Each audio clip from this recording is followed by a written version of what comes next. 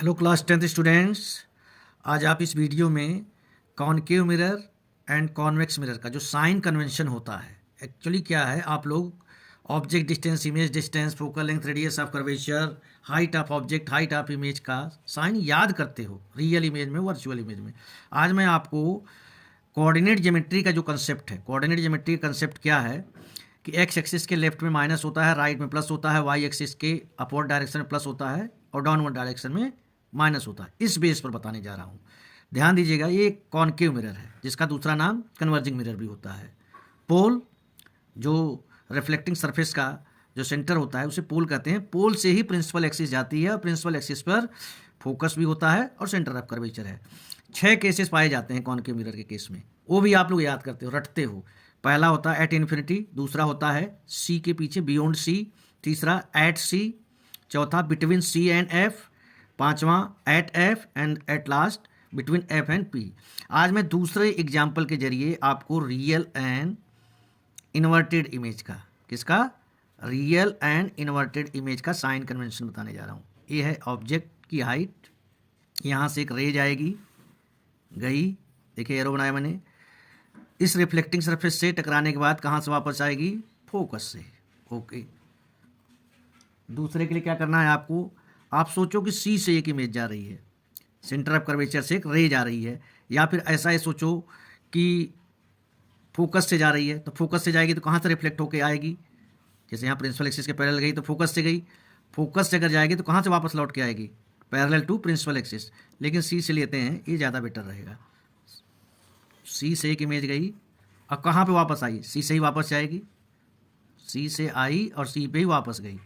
आपने क्या देखा, जो पहली इमेज थी और दूसरी इमेज थी वो दोनों कहाँ इंटरसेक्ट करें, इस पॉइंट पे। इस पॉइंट का नाम आप बी डैश ए डैश दे देंगे। अब आप समझना, अब मैं इसको थोड़ा सा इधर एक्सटेंड कर लेता हूँ, इस चीज़ को वाई एक्सिस मान लेता हूँ, ये हमारा एक्स एक्सिस है। तो पोल से ऑब्जेक्ट कितनी दूर पर है, पी बी, ये पोल ओरिजिन है एक्स एक्सिस के लेफ्ट में। ऑब्जेक्ट का डिस्टेंस जिसको हमने यू से डिनोट किया है पी बी है। ए पी बी माइनस है कि प्लस है, ऑलवेज निगेटिव। इमेज का डिस्टेंस, इमेज बनी है आपकी यहाँ बी डैश पे, ये भी एक्स एक्सिस के लेफ्ट हैंड साइड में है, P B dash. Focal length P F X axis के लेफ्ट में ही है, देखिए कोऑर्डिनेट ज्योमेट्री के अकॉर्डिंग चल रहा है मामला। रेडियस ऑफ कर्वेचर, पोल से सेंटर ऑफ कर्वेचर का जो डिस्टेंस है that is radius of curvature, वो भी लेफ्ट में ही है। हाइट ऑफ ऑब्जेक्ट, देखिए height of object and height of image में वाई एक्सिस का यूज किया जाता है, तो ऑब्जेक्ट यहाँ वाई एक्सिस के ऊपर है, ये तो हमेशा ही प्लस में होता है, पॉजिटिव। हाइट ऑफ इमेज, यहाँ देखिए बी डैश ए डैश नीचे की तरफ आ रहा है, वाई एक्सिस के डाउनवर्ड डायरेक्शन में क्या होता है, निगेटिव, माइनस साइन। अगर ये साइन आप रटते हो तो आप एग्जाम में पेपर नहीं कर पाओगे और कहीं ना कहीं कन्फ्यूजन आएगा। लेकिन अगर आपको ये डायग्राम समझ में आ गया है, दो ही चीज़ें हैं, एक प्रिंसिपल एक्सिस के पैरेलल गया, फोकस से वापस आया, एक सी पर से गया और सी पर से ही वापस आया, तो इमेज किसके बीच बनी, सी एंड एफ के बीच।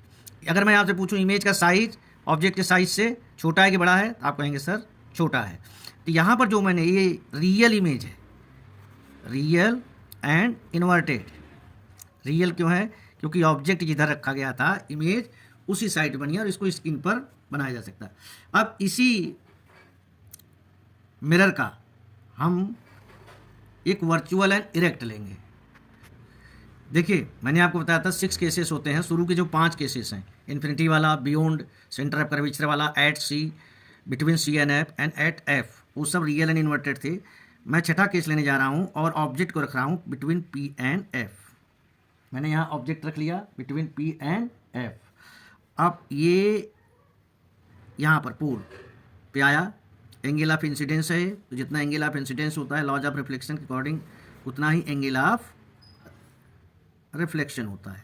अब एक दूसरी चीज़ सोचिए, सपोज कीजिए कि सी से कोई रे जा रही है इस ऑब्जेक्ट के टॉप को छूते हुए, तो सी से जब कोई रे जाएगी तो वापस कहाँ आएगी, सी से ही वापस आएगी।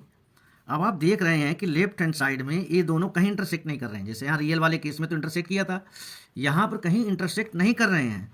तो यहाँ पर थोड़े से आप हाइपोथेटिकल हो जाएंगे, इमेजिनेशन करेंगे, कल्पना करेंगे क्या कि भाई अगर इनको आगे बढ़ाया जाए, एक्सटेंड किया जाए, तो ये कहाँ कहीं पर इंटरसेक्ट करते हैं। हाँ भाई काट रहे हैं, कहाँ काट रहे हैं, इस पॉइंट पे। अब यहाँ से एक लाइन खींच दीजिए। अब यहाँ पर भी सेम यही चीज़ होगी, यू होगा, वी होगा, एफ होगा, आर होगा, एच होगा और एच डैश होगा। अब पोल से ऑब्जेक्ट आपने किधर रखा था, एक्स एक्सिस के लेफ्ट में कि राइट में, लेफ्ट में रखा था। माइनस इमेज, सबसे बड़ा टर्निंग पॉइंट, इमेज ये ओरिजिन था, इधर सारी इमेज लेफ्ट हैंड साइड बन रही थी, इमेज यहाँ पहली बार राइट हैंड साइड में, यानी पॉजिटिव। फोकल लेंथ पे कोई फर्क नहीं आया है, फोकल लेंथ तब भी लेफ्ट हैंड साइड में है। रेडियस ऑफ कर्वेचर पर भी कोई फर्क नहीं है, एच प्लस में है, वाई एक्सिस के ऊपर है।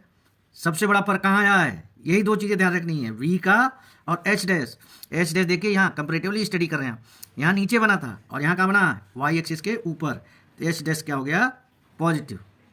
तो आपको मैंने एक साथ कंपेरेटिवली स्टडी कराते हुए कॉनकेव मिरर का जो है real image, real and inverted और वर्चुअल एंड इरेक्ट, ये जो है कैटेगरी, ये है वर्चुअल एंड इरेक्ट की कैटेगरी है। तो आई होप अगर आपको डायग्राम बनाने आता है तो आपको तो डायग्राम बनाना आना चाहिए। दूसरी बात, आप डायग्राम की हेल्प से ये जो साइन याद समझेंगे तो ये कभी भी आपको कंफ्यूज नहीं करेगा और आपसे कोई गलती होने का चांस नहीं होगा। कॉनकेव मिरर में आपने देखा कि 5 केस में रियल एंड इन्वर्टेड इमेज बना और एक केस में वर्चुअल एंड इरेक्ट, और जो वर्चुअल एंड इरेक्ट इमेज बना वो जब ऑब्जेक्ट को पी और एफ के बीच रखा गया था। कॉनकेव मिरर के बाद नाम आता है कॉन्वेक्स मिरर का। आता है कॉन्वेक्स मिरर का दूसरा नाम क्या होगा, डाइवर्जिंग मिरर। कॉन्वेक्स का देखते हैं, डाइवर्जिंग मिरर, कॉन्वेक्स मिरर जिसकी मैं बात कर रहा था, इसका रिफ्लेक्टिंग सरफेस जो है बैकवर्ड डायरेक्शन में होता है। यहाँ केवल 2 केसेस होते हैं इसके केस में। पहला केस क्या होता है, इन्फिनिटी पर अगर ऑब्जेक्ट रखेंगे तो इन्फिनिटी पर आएगा तो इमेज जो है फोकस बन जाएगी। लेकिन क्वेश्चन के लिए, न्यूमेरिकल्स के लिए दूसरा केस लेना पड़ेगा, बिटवीन इन्फिनिटी एंड पोल। 2 ही केस होते हैं, एक तो इन्फिनिटी होता है और दूसरा होता है बिटवीन इन्फिनिटी एंड पोल। तो ऑब्जेक्ट को कहीं पर ले लीजिए, ये लीजिए, मैंने ऑब्जेक्ट को ले लिया, ध्यान दीजिएगा, गया। अब ये फोकस में नहीं जाएगा, ऐसे पहले डाइवर्ट होगा, डाइवर्जिंग है ना, डाइवर्ज हुआ, क्लियर है। अब दूसरा चीज़ आप सोचिए कि यहाँ से ये जो ऑब्जेक्ट आपने रखा है, एक रे जा रही है सी पर, कहाँ जा रही है, सी पर। तो सी पर जा रही है तो वापस कहाँ पर आएगी, सी से ही आएगी। आपको बताया ना, सेंटर ऑफ कर्वेचर से जाती है तो वहीं पर रिफ्लेक्ट होती है। अब आप देख रहे हैं कि इसको अगर मैं इधर एक्सटेंड भी कर दूं तो ये दोनों रे कहीं इंटरसेक्ट करने वाले नहीं हैं। तो अब वही जैसे कॉनकेव के लास्ट वाले केस में किया था, यहाँ पर भी आप ये जो डाइवर्टेड हुई थी पहली वाली, इसको आप एक्सटेंड कर दीजिए, ठीक है। एक्सटेंड करेंगे, थोड़ा सा डायग्राम साफ, फोकस आपका यहाँ पर है, तो आपको समझ में आएगा कि ये दोनों रे जो हैं वो इंटरसेक्ट कर रही हैं बिटवीन पी एंड एफ, और इमेज जो है वो छोटी बन रही है।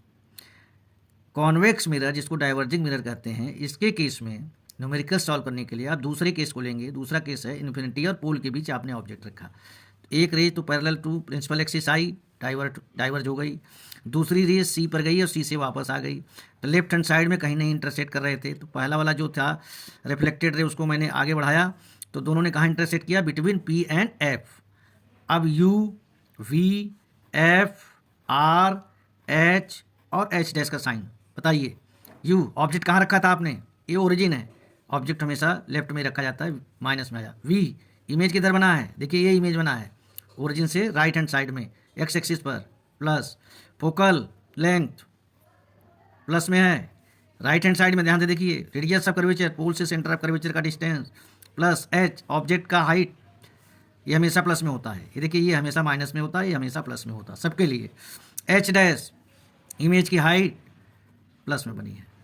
अब एक चीज़ और, सॉरी यहाँ मुझे प्लस लिखना चाहिए, एक चीज़ का और आप ध्यान रखिएगा, चाहे कॉनकेव मिरर था चाहे कॉन्वेक्स मिरर था, कॉनकेव मिरर के लास्ट वाले केस में जब वर्चुअल एंड इरेक्ट इमेज बनी थी, इसने भी वर्चुअल एंड, ये तो केवल वर्चुअल एंड इरेक्ट इमेज ही बनाती है। सवाल यह है कि दोनों में फ़र्क क्या है। दोनों में फ़र्क ये है कि कॉनकेव मिरर जो वर्चुअल एंड इरेक्ट इमेज बनाता है, उसमें जो हाइट होती है इमेज की वो बड़ी होती है इन कंपेरिजन टू जो कॉन्वेक्स मिरर के केस में होता है। तो अगर वर्चुअल एंड इरेक्ट इमेज आया है, virtual and erect image I है, तो अगर आपको पता करना है कि कौन सा मिरर इमेज बना रहा है, कॉनकेव या कॉन्वेक्स, तो उसमें आप इमेज की हाइट को देखिए, उससे पता चल जाएगा। आई होप अब आपको कॉनकेव मिरर के real and inverted and virtual erect में और कॉन्वेक्स मिरर के वर्चुअल एंड इरेक्ट इमेज में साइन कन्वेंशन को लेकर U, V, F, R, R dash, sorry F R H और एच डैश को लेकर साइन कन्वेंशन में कोई प्रॉब्लम नहीं आएगी। Thank you so much. अगले वीडियो में मैं इन दोनों जो मिरर हैं आपके, इससे रिलेटेड मैग्नीफिकेशन टॉपिक क्लियर करने के बाद कुछ न्यूमेरिकल सॉल्व करवाऊंगा जिसमें साइन कन्वेंशन का यूज होगा। Thank you so much.